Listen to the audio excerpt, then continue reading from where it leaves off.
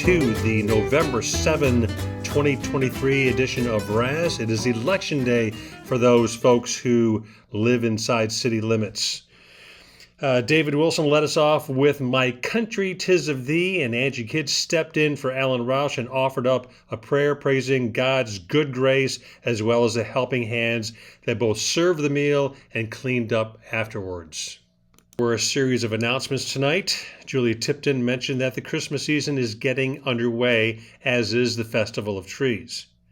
On November 28th, the Fort Wayne Philharmonic, specifically the Calhoun Brass Quintet, will be at the CLC for the Christmas show.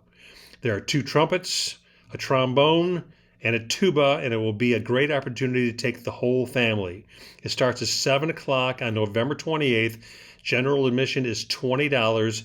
Kids 12 and under come in for free. Julia also mentioned that on, Saturday, December 16th, there will be 17 7-foot trees, 10 wreaths, and a series of tabletop decorations available for auction. That's Saturday, September 16th. That is the day that the community center will bring you It's a Wonderful Night from 6 p.m. to 8 p.m. Dress your best and spend some time looking at all of the beautifully decorated trees and wreaths while enjoying assorted beverages, food, beer, wine, and hors d'oeuvres. All trees and wreaths will be auctioned off to support a nonprofit who created the beautiful decorations. Doors will open at 5:30, and from 6 to 7 you'll have an opportunity to walk around the building and look at all of the trees and wreaths. From 7 to 8 p.m. the auction will take place in the auditorium. Cost for the ticket is $20. And who knows? They might even auction off a date with this guy. Donna Wolf is working on the Kenneville Rotary Christmas Dinner, which will be held at the Lake of the Woods 2, TOO, Lighthouse Lounge. The cost per person is $25, and she'll be sending us some information in the very near future about this splendid event, which will include participating in a murder mystery. 2 more quick announcements. I think I have the dates right. More information will be forthcoming. On December 2 is the Rotary commitment to help with parking at the Windmill Museum. And on December 9th, that would be the day that Rotary would be ringing the bell at Kroger's. David Hunter masterfully led the group with singing the song Rotary in about 5 different keys. It was Andy Strack's birthday, but he was not present. Happy birthday, Andy. Donna Wolf was in charge of the raffle. She collected $30.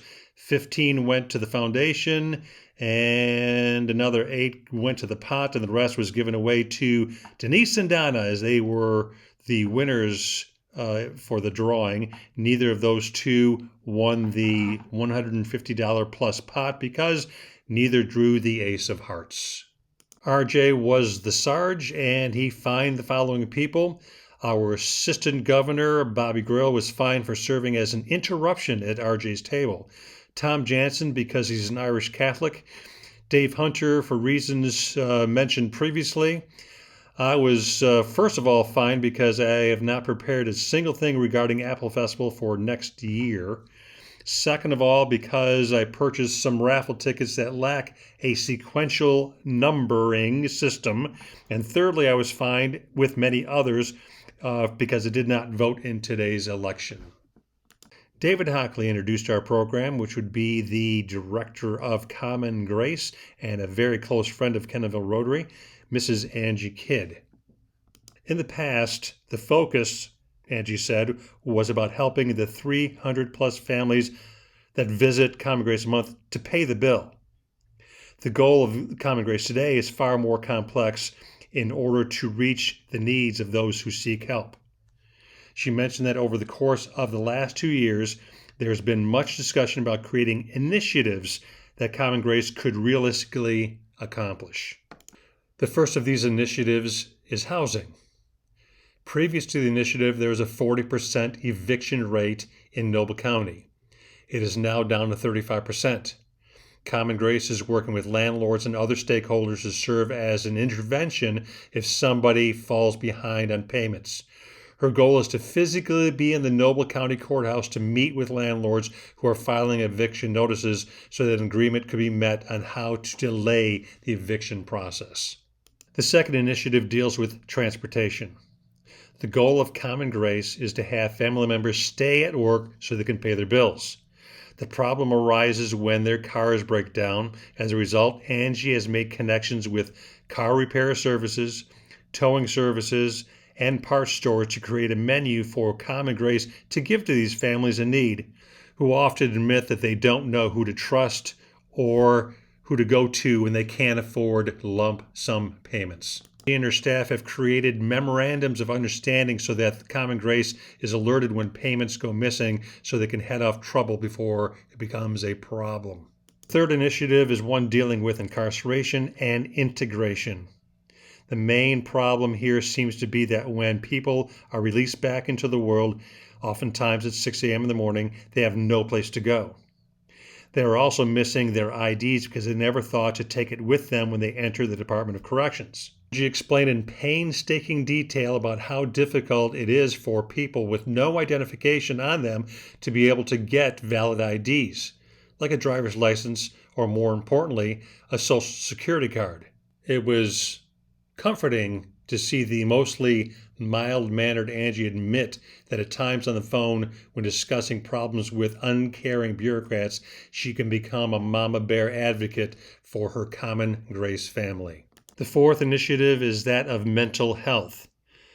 Her major concern is with those individuals who are dealing with a mental health crisis breakdown. The last thing these people need to see and hear are flashing lights and sirens.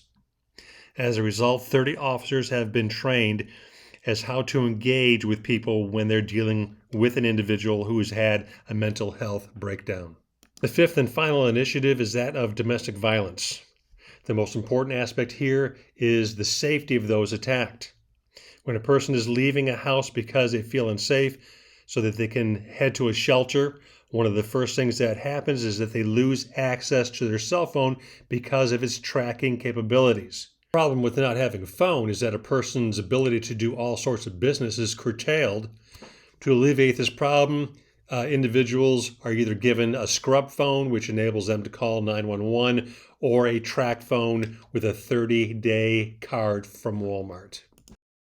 We are certainly blessed to have the likes of Angie Kidd in the Kenneville community, making our part of the world just that much better. Well, that's it for this week.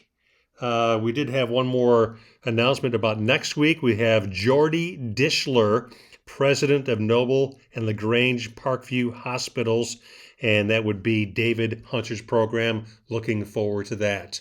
And now it's time for RJ to take us out.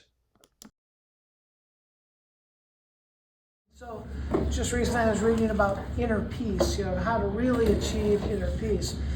And what I was reading, it says, to achieve inner peace, you really need to finish everything that you started.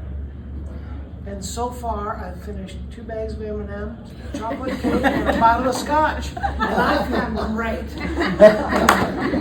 And with that, we will all please rise and join in the 4 ways asking things we think. It's affairs of all concerned. Will build goodwill and better friendships. Will be beneficial to all. Might be